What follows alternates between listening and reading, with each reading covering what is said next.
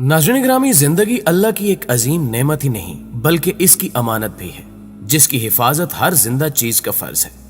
लेकिन वो लोग जो खुदा के वजूद से ही मुनकिर हों, वो अगरचे इस फलसफे के कायल तो नहीं, लेकिन फितरत के तकाजों के मुताबिक इससे प्यार करने पर मजबूर जरूर रहते हैं।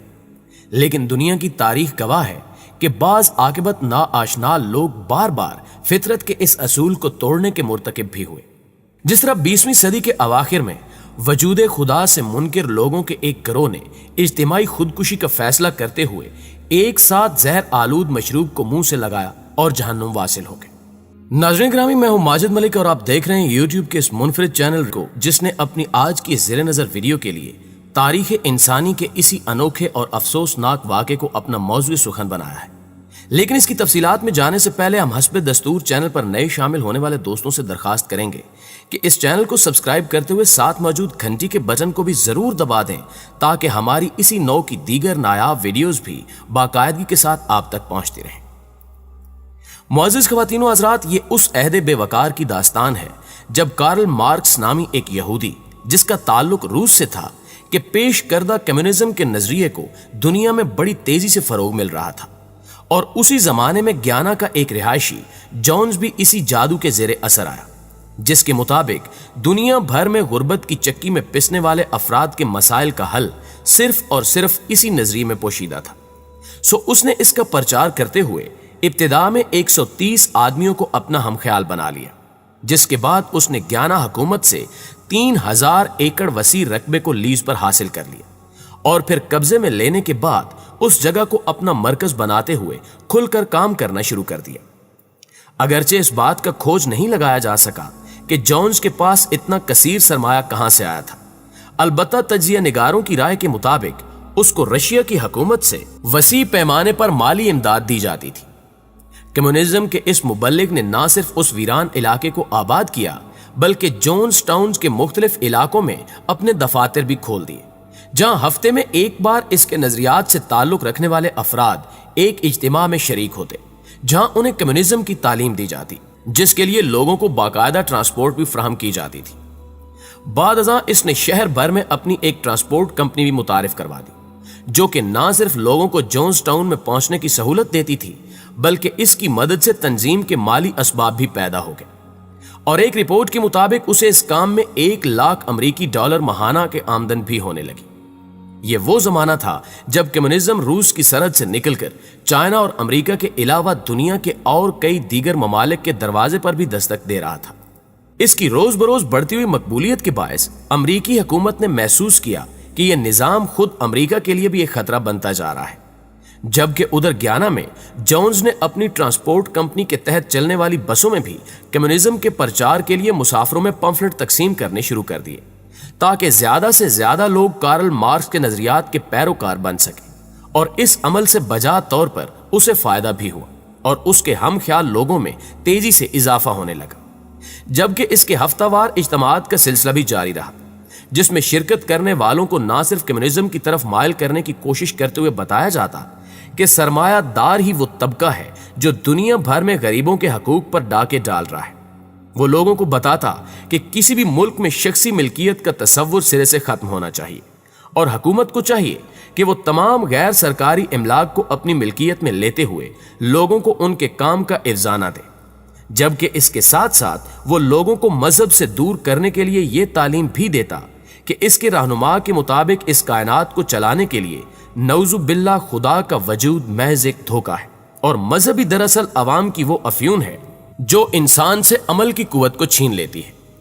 वो लोगों को बावर करवाता कि कम्युनिज्म की इमारत सिर्फ मजहब की लाश पर ही तामीर की जा सकती है। सो लोगों को चाहिए कि वो इन फरसूदा ख्यालात को तर्क करते हुए एक नई दुनिया की तामीर के लिए हमारे हमकदम हो जाए। जॉन्स की तालीमात में हुकूमत से यह मुतालबा भी किया जाता कि इस दुनिया में आने वाले हर इंसान को बगैर किसी इखलाकी हदूद के आजादाना जिंदगी गुजारने का हक दिया जाए। अब जॉन्स ने खुल्लम खुल्ला हुकूमत से यह मुतालबा करना शुरू कर दिया था कि रियासत का दस्तूर कम्युनिज्म के मुताबिक बनाया जाए, ताकि लोग एक खुशहाल जिंदगी गुजार सके। इस सूरत हाल को देखते हुए बिल आखिर अमरीका ने ग्याना हुकूमत के साथ मिलकर इसकी राह में मुश्किलात पैदा करना शुरू कर दी, जिसके बाद ग्याना हुकूमत ने इस पर मुख्तलिफ किस्म की पाबंदियां आयद करना शुरू की और फिर इसके लिए अपनी ट्रांसपोर्ट कंपनी की बसों में कम्युनिज्म से मुतल्लिका पंफलेट की तकसीम भी नामुमकिन बना दी। अलबत्ता जोन्स टाउन में होने वाले हफ्तावार इज्तिमात का सिलसिला जारी रहा, मगर अब इसके इन इज्तिमात में लोगों की हाजिरी बजा तौर पर कम होकर रह गई, जिसकी वजह से जोन्स मायूसी का शिकार होने लगा और आखिरकार उसने अपनी जिंदगी का सबसे बड़ा फैसला करते हुए जोन्स टाउन के मरकजी दफ्तर में एक बड़े इज्तिमा का इरादा किया और अपने हमख्याल लोगों को दावत देते हुए कहा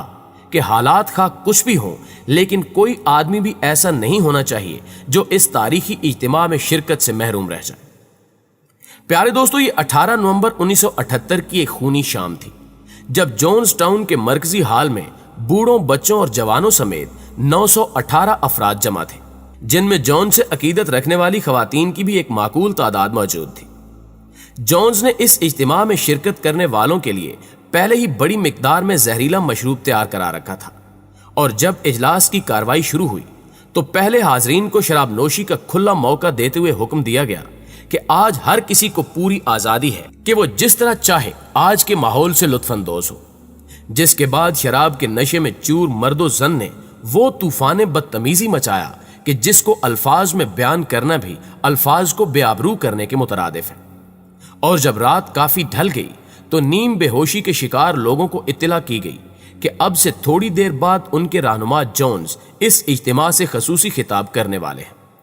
सो सबको एक जगह इकट्ठा करने के बाद जोन्स ने अपने साथियों को बताया कि हुकूमत किस तरह उनके काम में रोड़े अटकाने की कोशिश कर रही है, जबकि अपने इस किताब में उसने अमेरिका को भी मौरूद इल्जाम ठहराते हुए कहा कि वो अपने सरमायादाराना निजाम के तहफ़्फ़ुज़ की खातिर हमारी हुकूमत को मजबूर कर रहा है कि वो हमें इस काम से रोक दे, और जाहिर है कि हम रियासती ताकत का मुकाबला करने की सकत नहीं रखते। सो मैंने आज फैसला किया है कि हम इस जबर के खिलाफ और अपने नजरिए के हक में आज यहां पर इज्तिमाई खुदकुशी करते हुए अपना एहतजाज रिकॉर्ड करवाएंगे,